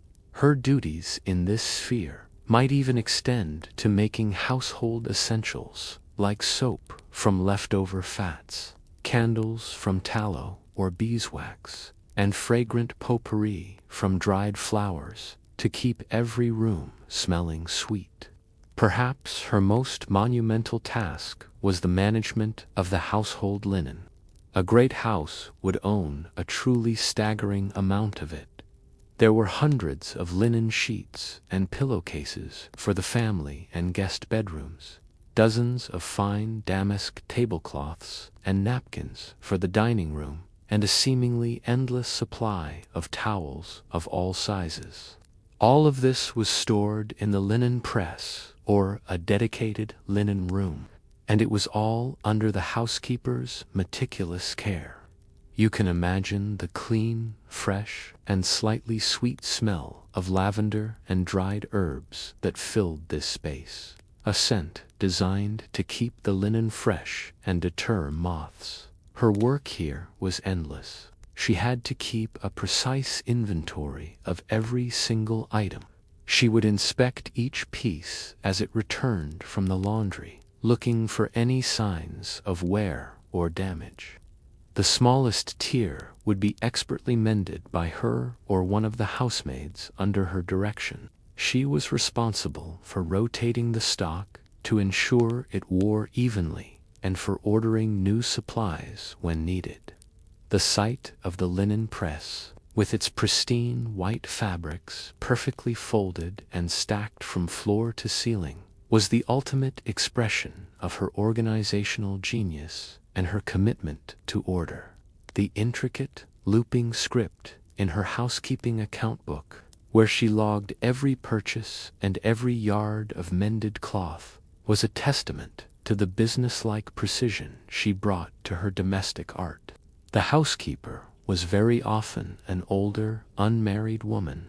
Her position was not merely a job, but a lifelong vocation. She had likely dedicated her entire adult life to service, sacrificing the possibility of her own family to rise to the top of her profession. Her life was the house, and her family were the servants she managed and the employers she served with unwavering loyalty. This dedication earned her a unique position of trust with the lady of the house. The two would work very closely together, often meeting daily to plan menus, discuss the arrangements for guests, and manage the vast and complex household budget. In a slightly smaller household, one that could not afford both a butler and a housekeeper, she might take on the overall management duties for the entire staff, male and female. In these situations, her power was even greater, making her the undisputed chief executive of the domestic world. She was the heart of the home, the quiet force that ensured it was not just a grand building, but a place of comfort, health, and impeccable order. For those who started at the very bottom, the journey to a position like housekeeper was a long and arduous one, representing a full career in service. This journey through the ranks of domestic service was a slow, methodical climb, a world away from the rapid changes of the industrial age outside the estate walls. For a young girl or boy entering this life, the path ahead was clearly defined, though advancement was far from guaranteed. It was a ladder, and its lowest rung was often a place of relentless, difficult labor. Let us trace these potential careers, following the quiet, step-by-step progression that could, with great fortune and tireless work, lead from obscurity to a position of immense trust and comfort. For most young women entering service, the journey began in the scullery. The scullery maid occupied the absolute lowest rank in the household hierarchy. Her domain was a small, damp, stone-flagged room behind the main kitchen. It was here that she performed the wettest, dirtiest, and most physically demanding jobs in the entire house. Her primary task was washing the endless tide of pots, pans, and dishes that flowed from the kitchen and dining room. She would spend hours with her hands plunged in greasy water, scrubbing blackened cast iron pots with coarse brushes and harsh, lye-based soap. You can almost feel the perpetual dampness in the air and the sensation of chapped, raw hands that were never truly dry, coupled with a deep, persistent ache in the small of her back from leaning over a low stone sink all day. Her work also included scrubbing the kitchen floors, cleaning vegetables, and carrying heavy buckets of coal and water. It was exhausting, thankless work, performed almost entirely out of sight. Promotion from this position was slow. It depended on a combination of factors, demonstrating skill and reliability, a willingness to work hard without complaint, and, most importantly, the departure of a servant in a higher position. A vacancy had to open up for anyone to move.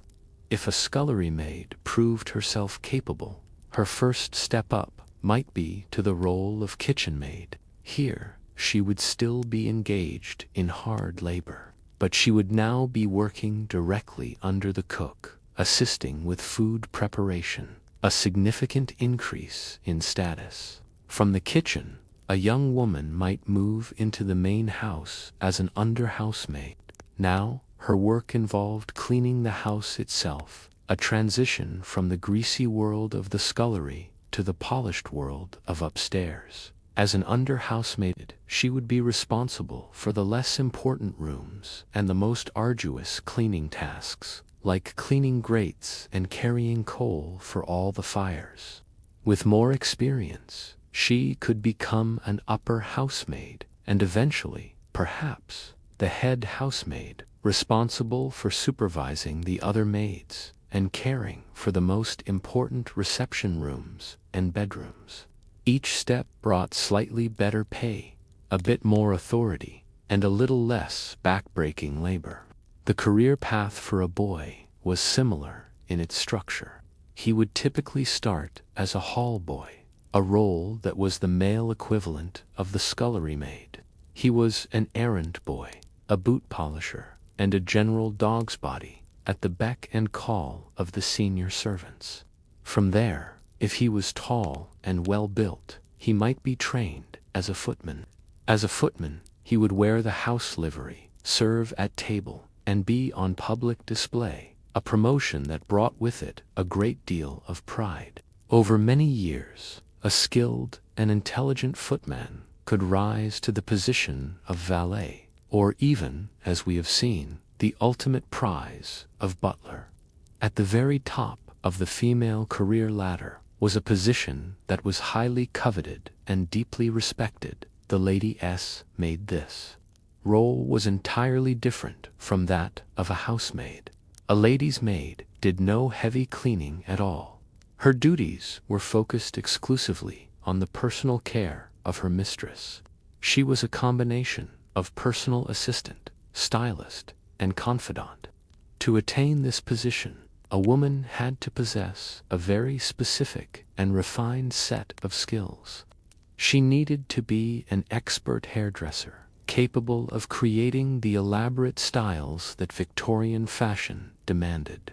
She had to be a skilled seamstress, able to perform repairs on delicate and expensive clothing. You can imagine her focused on the intricate, delicate work of mending a tiny tear in a fine lace collar, a task requiring immense patience and a steady hand. The lady's maid was the keeper of her mistress's wardrobe. She was responsible for caring for the fine silks, velvets, and laces, for pressing the gowns, and for helping her mistress to dress and undress several times a day. Her world was one of refined beauty, filled with the scent of expensive French perfume on a lady's dress and the sight of beautiful clothes. This role was one of remarkable intimacy. The lady's maid would spend hours with her mistress in the private space of the dressing room or bedroom. The quiet intimacy of brushing her mistress's long hair by the firelight before bed was a daily ritual that built a deep and confidential bond. She was privy to her mistress's most personal thoughts and secrets, and her discretion had to be absolute. Because of this close relationship, she often traveled with her mistress, packing her trunks with beautiful dresses for a stay at another country house or even a trip abroad. This was a rare opportunity to see the world beyond the confines of the single estate. The male equivalent of this role was the valet. He performed similar duties for the master of the house, caring for his extensive wardrobe, ensuring his suits were pressed and his boots polished to a mirror shine, preparing his shaving kit, and managing all his travel arrangements. For any of these promotions to be possible, a servant needed one thing above all else: a good character. At the end of their employment, a servant would be given a written reference by their employer. This document was the passport to their future. Without a good reference, which testified to their honesty, sobriety, and skill, it was nearly impossible to secure a new and better position. This system, while rigid, did provide a rare opportunity for a kind of social mobility, however limited it might be. For a child born into poverty, a career in service offered security, a roof over their head, 3 meals a day, and a clear, if challenging, path to a better life. It was a chance to rise through talent and hard work, to move from the damp stone floor of the scullery to the warm, carpeted intimacy of the ladies' dressing room. These individual lives and careers, however, all took place within a much larger, self-contained universe, the great country estate itself. And so, we pull our focus back even further, to see the great Victorian country house, not just as a home, but as a complex, self-sufficient economic entity. These grand estates were, in many ways, worlds unto themselves, with their own internal economies, their own infrastructure, and their own vast populations.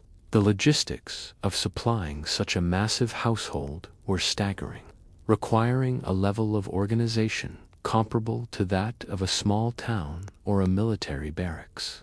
The house was the center of a web of production and consumption that extended for miles around it. Many of these large estates were almost entirely self-sufficient when it came to food. They possessed their own farms that grew wheat for flour and barley for beer.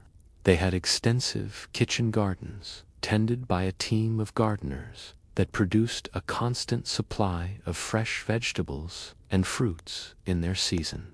They had their own dairies, where a dairy maid would churn butter and make cheese from the milk of the estate's own herd of cows. Gamekeepers were employed to manage the surrounding woodlands and fields, ensuring a steady supply of pheasant, partridge, and venison for the master's table. You can easily picture a horse-drawn cart laden with fresh produce from the gardens or milk from the dairy, arriving at the kitchen door early each morning, a tangible link between the land and the house. To support this lifestyle, the estates often featured remarkable feats of engineering. A common feature was an ice house. This was a deep, brick-lined pit, often built into the side of a hill and covered with a thick mound of earth for insulation. In the winter, ice would be harvested from frozen lakes and ponds on the estate, packed into the ice house with layers of straw, and stored. The deep, echoing cold inside one of these stone-lined structures was profound, capable of preserving the ice all the way through the heat of summer. This allowed the cook to make ice creams and chilled desserts, a true luxury in the 19th century. Some of the most advanced estates even had their own private gasworks. A small plant on the grounds would heat coal to produce coal gas, which was then piped throughout the mansion to power the gas lamps. This was a technological marvel, bringing bright, steady light to the house long before public utilities were common. The estate was a microcosm of the Industrial Revolution, embracing technology to enhance its comfort and efficiency. Despite this impressive self-sufficiency, the house still required a constant stream of deliveries from the outside world. Coal for the countless fireplaces and the kitchen range would arrive by the cartload. Wine and spirits would be ordered from merchants in London or directly from vineyards in France. Groceries that could not be produced on the estate, such as sugar, tea, coffee, and exotic spices, were purchased in bulk. Luxury goods, from fine fabrics for the mistress's dresses to new books for the library, were a regular expense. The management of these logistics was a massive undertaking. The weekly and monthly accounts, meticulously kept by the butler, the housekeeper, or in the largest homes, a dedicated steward or agent, were as complex as those of any significant business. The sheer scale of the operation is best understood by the number of people it employed. A truly large household might have 40 or even 50 indoor servants. This army of staff included the senior servants we have discussed, as well as a host of specialized roles. But this was only part of the picture.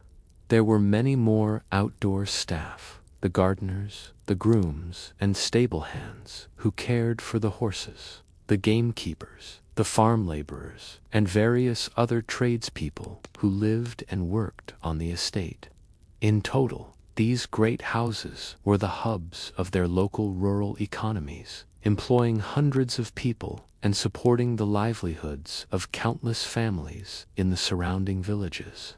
The cost of running such a household was, of course, astronomical. It was a lifestyle affordable only to the very wealthiest tier of society, the landed aristocracy, and the newly rich industrialists who sought to emulate them. The architecture of the house itself was deliberately designed to manage this vast staff and to maintain the strict separation between the family upstairs and the servants downstairs. The service wing of the house was a complex, often confusing labyrinth of back stairs, long corridors, and hidden doors, all designed to allow the servants to move about their duties without ever being seen or heard by the family and their guests. This entire, intricate world, which had seemed so permanent for centuries, began to decline after the First World War. Economic changes, including higher taxes and the loss of agricultural income, made maintaining such estates prohibitively expensive. The war also brought about profound social change. New technologies created different kinds of jobs, and the men and women who had once seen service as their only option now had other choices. The age of the great house, with its army of servants, was slowly coming to an end. But for a time, it was a universe in its own right, a place of order and tradition, with a vast, panoramic view of its own parkland, fields, and woods, and the gentle, rhythmic sounds of life. From the gardeners clipping hedges in the distance to the smell of horses and hay from the stables, the great house was more than just a building. It was a universe, with its own laws, its own people, and its own deep and complex soul. The structure of this world, though rigid, provided a life and a purpose for thousands. I hope you've enjoyed this quiet look at the grand design of service. As you continue to relax, let your mind drift with these thoughts, becoming as peaceful as the sleeping estate itself. As our journey nears its end, we drift into the quietest corners of the great house, into the final, most gentle part of our exploration. The main narrative of the day is done. The great machine of the household has powered down, and what remains are the echoes. This is a collection of fascinating and peaceful details, the small things that gave this world its unique texture. We will consider the forgotten tools they held in their hands, the specific rules that governed their every move, the whispered scandals that broke those rules, and the lasting legacy of a system that has long since vanished. These are quiet, self-contained stories, perfect for the listener who is now deeply relaxed, or perhaps already asleep. There is no urgency here, only the calm turning of an old book's pages in a silent room. Let us begin with the objects themselves, the tools of the trade that filled the hands and days of the Victorian servant. Before the age of electricity, running a great house was a feat of manual labor, aided by an array of often ingenious gadgets and implements. Each one tells a story of the problem it was designed to solve. Consider the daily battle against dust and dirt on acres of thick carpeting. Long before the vacuum cleaner, there was its mechanical precursor, the carpet sweeper, patented in 1876 by a man named Melville Bissell. This clever device was a box on wheels with rotating brushes underneath. Pushed back and forth across a rug, it would quietly and efficiently gather up dust and crumbs, a vast improvement on the back-breaking work of beating carpets by hand. In the butler's pantry, another sound could often be heard. It was the rhythmic, grinding sound of the hand-cranked knife sharpener. This was not a simple whetstone, but a specialized machine. It often consisted of a wooden drum covered in fine leather, which was turned by a handle. A special polishing powder, a fine abrasive, was applied to the leather. The butler, or a footman, would then hold the steel blades of the dinner knives against the spinning drum, carefully polishing them to a brilliant, scratch-free shine. It was a task that required patience and a steady hand, a quiet ritual to ensure that every single piece of cutlery at the master's table was flawless. Now, imagine the laundry, a place of steam and starched linen.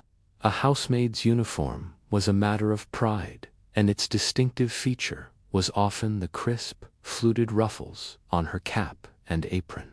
Creating these perfect, symmetrical waves was the work of a special tool called a goffering iron.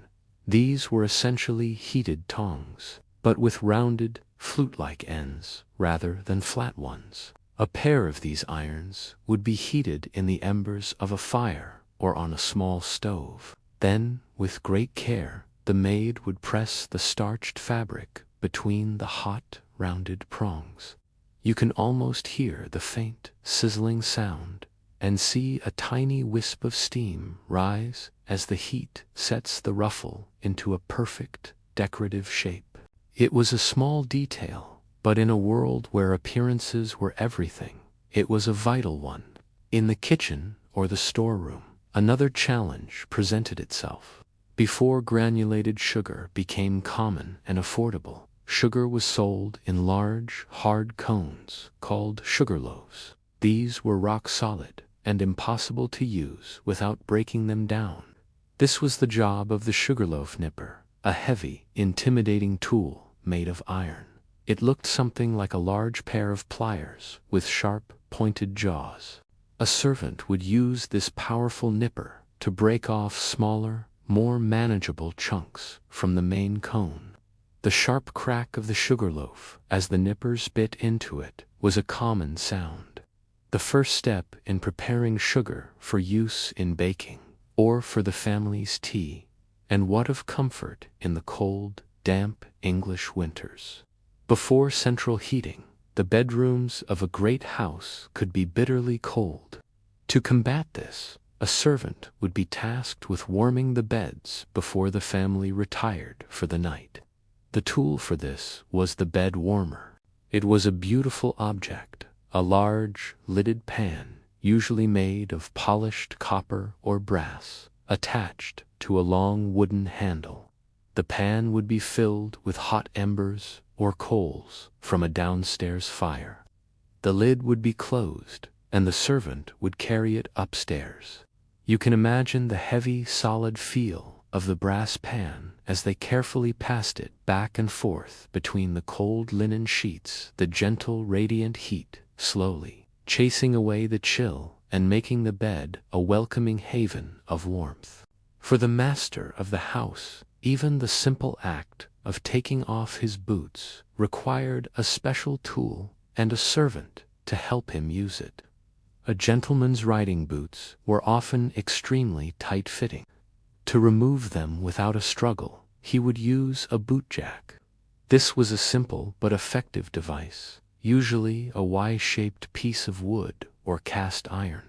The gentleman would stand on the back of the jack with one foot, place the heel of his other boot into the Y, and then easily pull his foot out, all without having to bend over.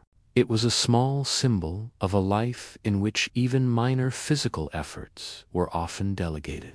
Back in the laundry, the work was immense. After washing vast quantities of linen, the most difficult task was removing the excess water before hanging it to dry. This was done with a mangling machine or a wringer.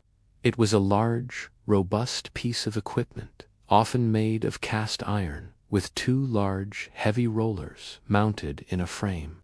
A servant would feed the wet clothes between the rollers and turn a large crank handle, which would squeeze the water out with immense pressure. It was physically demanding work, but it saved hours of wringing by hand. In the kitchen, the cook had her own specialized tools for finishing dishes. One of the most fascinating was the salamander. This was not an animal, but a thick, heavy plate of iron with a long handle. To use it, the cook would thrust the iron plate into the heart of the kitchen fire until it was glowing red hot. You can almost smell the sharp, metallic scent of the heated iron.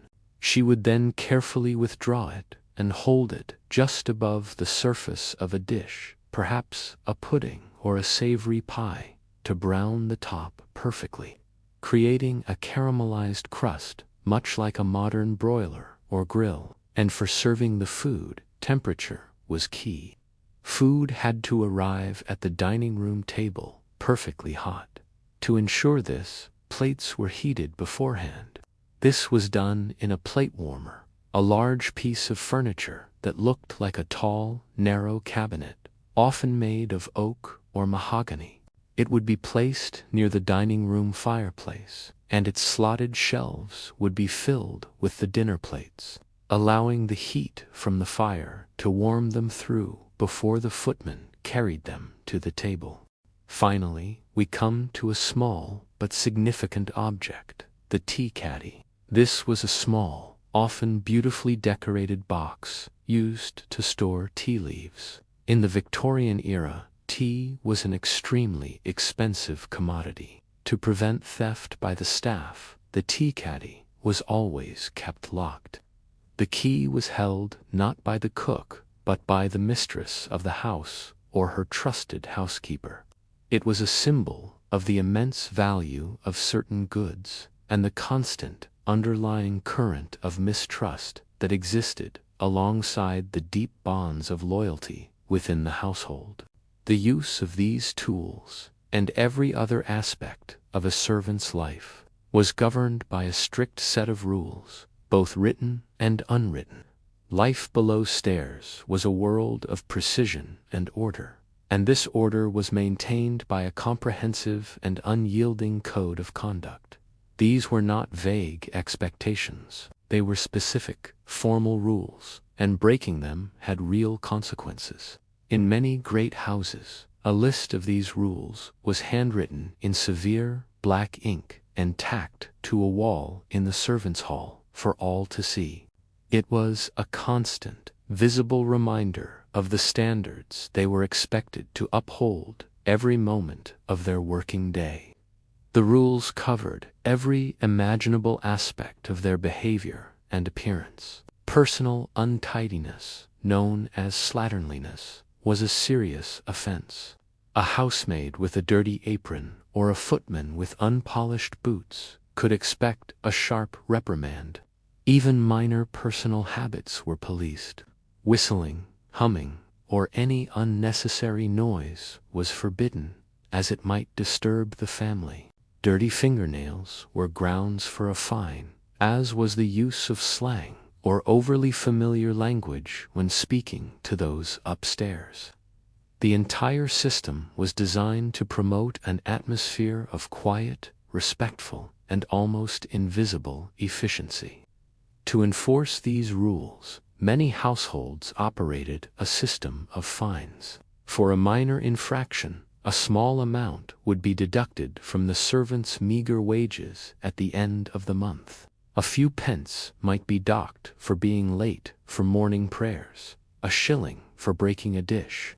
You can imagine the feeling of a sinking heart a young maid would experience upon dropping a cheap plate, knowing that the cost of its replacement would be taken from her own small earnings. This system, while seemingly petty, was a powerful tool for maintaining discipline. Some rules were so important that breaking them was not a matter for fines, but for immediate dismissal. At the top of this list was the prohibition of followers. This was the term for any unauthorized visitors, but it was particularly aimed at suitors or sweethearts. A maid discovered entertaining a young man in the kitchen, or a footman sneaking a girl into the house, would be dismissed on the spot. Such behavior threatened the moral order of the house and raised the terrifying specter of scandal. Dismissal was the ultimate punishment, especially if it came without a character or a letter of reference.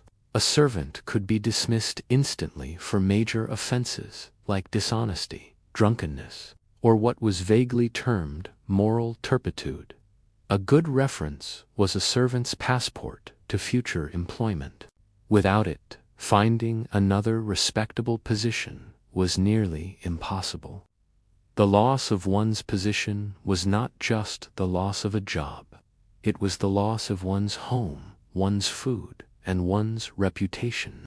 The quiet, tense atmosphere of being called into the housekeeper's sitting room or the butler's pantry was something every servant dreaded.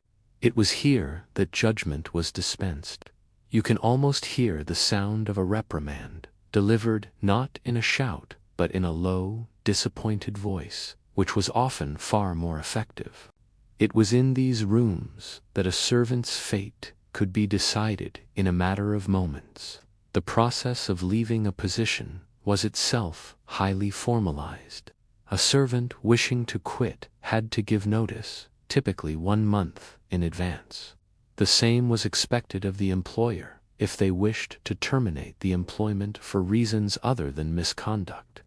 This month-long period allowed both sides time to make new arrangements.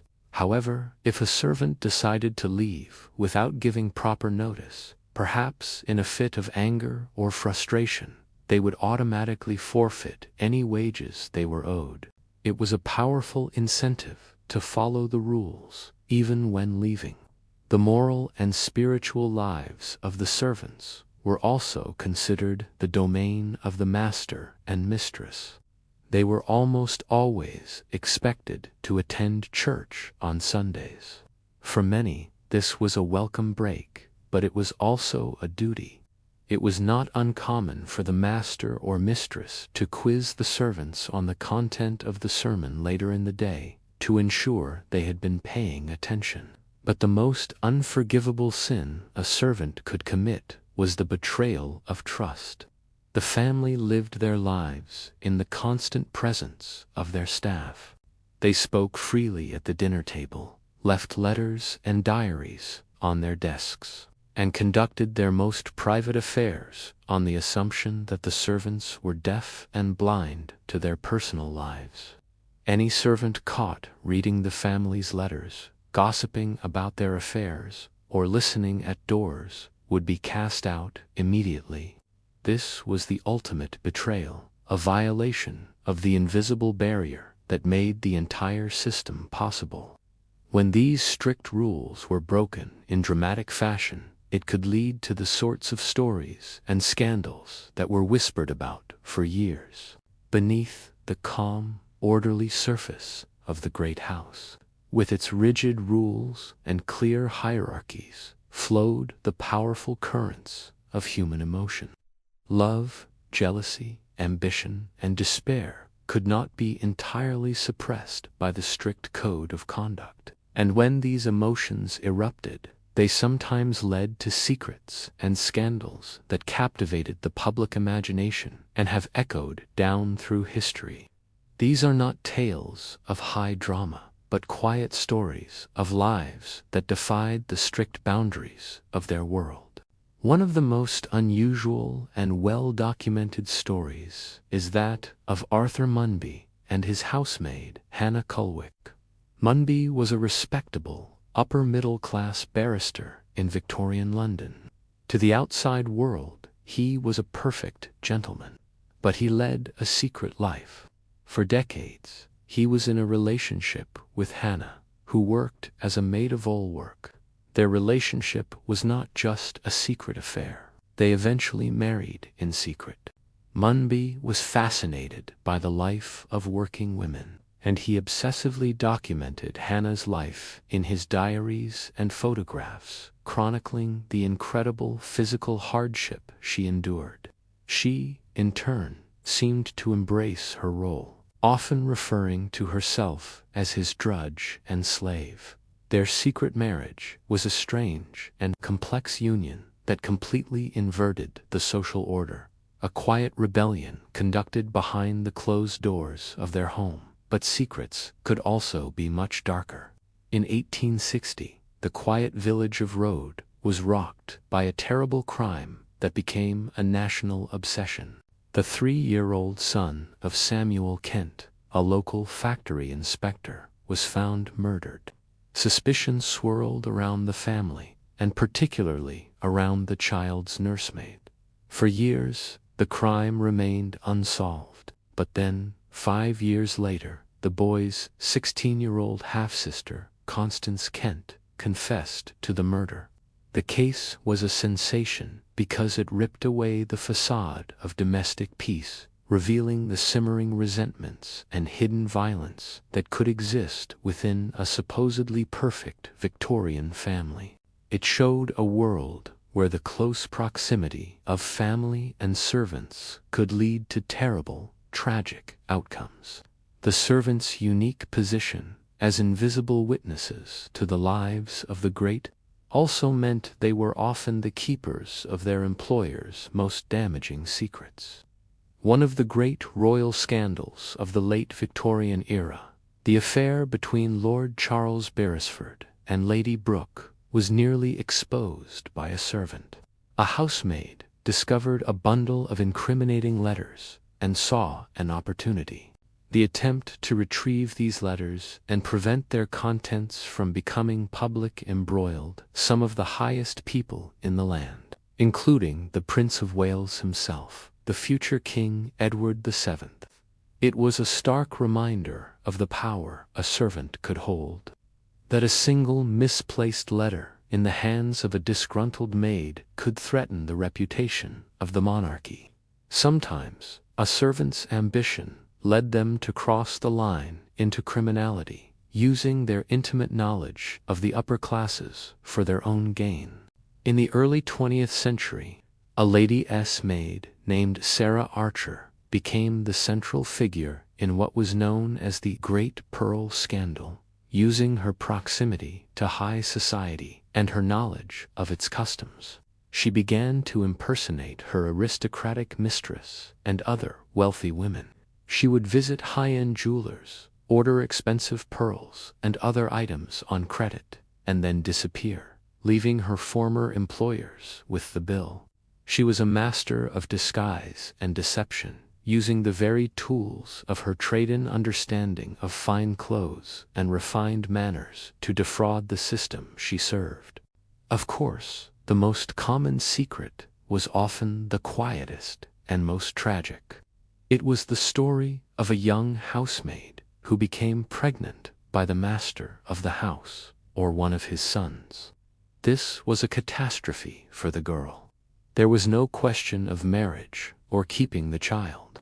To avoid scandal, she would be dismissed immediately and silently. She would be sent away, often with a small sum of money, to face her fate alone, while the man involved faced no consequences at all. The dim, shadowy light of the servants' corridors was the perfect place for such secrets to be born and to be kept. But not all secrets were unhappy. Despite the strict rules against followers, love did blossom below stairs. The secret language of a purposefully left open window, or a flower left on a doorstep, could be a channel of communication between a maid and a gardener. You can almost see a secret letter being passed between them in the twilight of the kitchen garden, or hear the quiet creak of a back door opening late at night for a forbidden meeting. And within the house, long-serving staff who had worked together for decades often formed deep bonds. It was not uncommon for a butler and a housekeeper, upon reaching retirement age, to marry and use their savings to open a small hotel or a public house, creating a new life together built on a foundation of shared experience. These very real lives and stories became the raw material for art.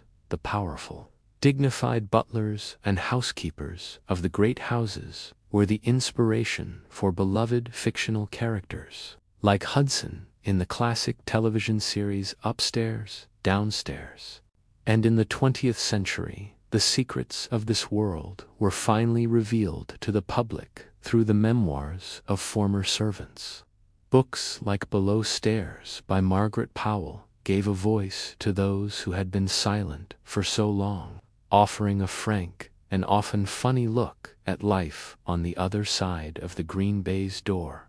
They confirmed what many had suspected, that the children of the aristocracy often formed their deepest and most loving emotional bonds, not with their distant parents, but with the nannies and governesses who raised them. These stories, once so potent, have now faded into history, but the world they belonged to has left a lasting impression on our own time. And so, our journey comes to its final resting place, a quiet reflection on the enduring legacy of the Victorian service system. The great houses now stand mostly silent. The world of masters and servants we have been exploring is gone, but it is not forgotten. Its echoes can be found all around us, in our homes, our culture, and our ideas of how life should be lived. This lost world shaped our own in subtle but profound ways. Consider the very idea of a clean and orderly home. The rigid standards of cleanliness and order enforced by the Victorian housekeeper set a new benchmark for domestic hygiene. The endless war against dust, the meticulous polishing of every surface, and the aeration of every room created an ideal of the home as a sanctuary of health and purity. This obsession with cleanliness has been passed down through the generations and remains a core part of how we think about our own living spaces. The highly specialized roles of the servant class also provided a blueprint for one of our largest modern industries, hospitality. Think of the modern hotel manager, ensuring the smooth operation of a complex establishment, overseeing staff and catering to the needs of every guest. Is he not a direct descendant of the Victorian butler? The executive chef in a fine restaurant continues the tradition of the temperamental but brilliant French cook. The entire structure of a luxury hotel, with its clear division of labor from housekeeping to concierge, is a mirror of the great house. The decline of this system also spurred innovation.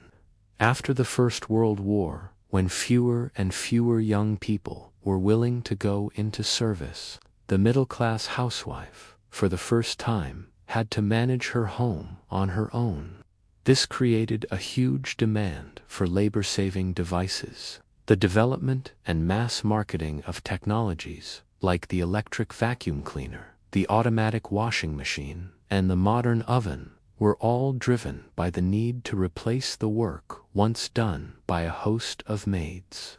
The quiet hum of a modern appliance is a distant echo of the silent, tireless labor it replaced. Culturally, the English country house aesthetic, which was entirely created and maintained by the army of servants, remains an iconic and deeply romanticized part of British identity and a fantasy exported all over the world. This has been amplified in recent years by the immense popularity of period dramas. Television shows like Downton Abbey have revived a global fascination with this lost world, allowing us to be tourists in the past. When we watch these stories on a screen, we are bringing that world, with all its complexities and dramas, back to life for a few hours. The Victorian era also formalized the idea of a career in domestic work. The clear ladder of progression, from scullery maid to housekeeper, or from hall boy to butler, established a path for advancement based on skill and experience. This professionalized domestic labor in a way that had never been seen before, and the idea of domestic work as a skilled profession still exists today. Even our social customs bear the imprint of this time. Many of our modern rules of etiquette, particularly those around dining, have their roots in the incredibly elaborate rituals of the Victorian upper class. The specific uses of different forks and knives, the proper way to serve wine, the very sequence of a formal meal, all of these were choreographed and executed by servants. We have inherited a simplified version of their elaborate grammar of dining. The very architecture of our homes was influenced by this system for decades. The deliberate separation of served spaces, like the dining room and drawing room, from service spaces, like the kitchen and scullery, became a standard feature of house design. The idea of hiding the workings of the kitchen from the guests is a direct legacy of the green baize door that separated upstairs from downstairs. Perhaps the most important legacy, however, is the preservation of the servants' own voices. For most of history, the lives of working people went unrecorded, but the memoirs and oral histories of former servants, collected in the 20th century, are now seen as invaluable social documents. They allow us to understand this world not from the point of view of the masters, but from the perspective of those who lived it day in and day out. They preserve a lost way of life in all its hardship, humor, and humanity. The system was, in many ways, deeply exploitative, built on low wages and long hours. But it is also true that it provided employment, housing, and food for millions of working-class people at a time when there were few other safety nets. The deep, restful silence that now fills the halls of these once bustling manors gives us the space to contemplate this complex and fascinating world. The lingering, pleasant smell of beeswax polish, a scent that seems to transcend time, connects us to their quiet, dedicated labor. The great house is now still. The bells are silent, the corridors are empty, and the echoes of 1,000 busy days have faded into a peaceful quiet. We have walked in the footsteps of those who lived a life of service, a life of hardship, community, and quiet dignity. Their world is gone, but their story remains. Thank you for joining me, your sleeping scribe, on this journey into the past. I hope it has brought you comfort and calm. If you've enjoyed our time together, please consider liking and subscribing. It truly helps our community grow. May your rest be deep and your dreams be peaceful. Good night.